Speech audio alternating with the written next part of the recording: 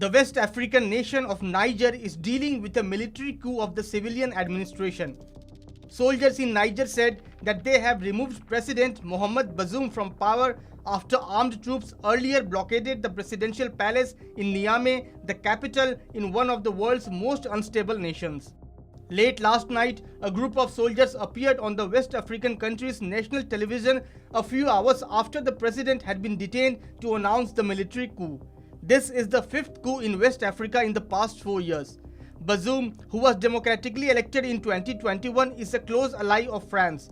The country's last coup had occurred in February 2010, overthrowing the then president Mamadou Tandja.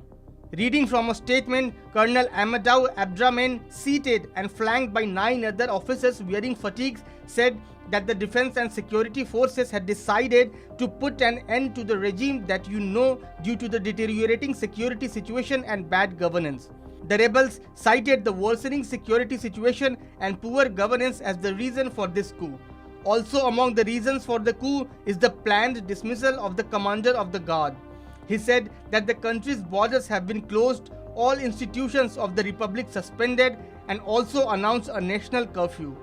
The soldiers of the country have warned against any foreign interventions. Niger's military has received training and logistical support from the United States and France, which have military bases there.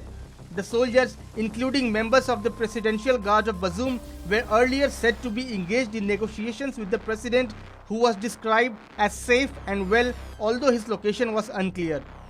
The move by the elite guard force was quickly challenged by the wider army and National Guard, who threatened to attack the presidential force unless they stepped down.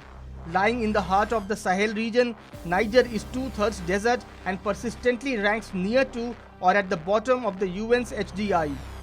It has a growing population of 22.4 million, driven by a birth rate averaging 7 children for every woman.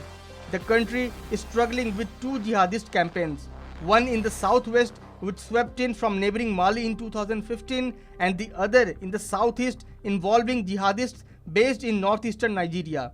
Burkina Faso has also experienced coups triggered by jihadist uprisings in recent years.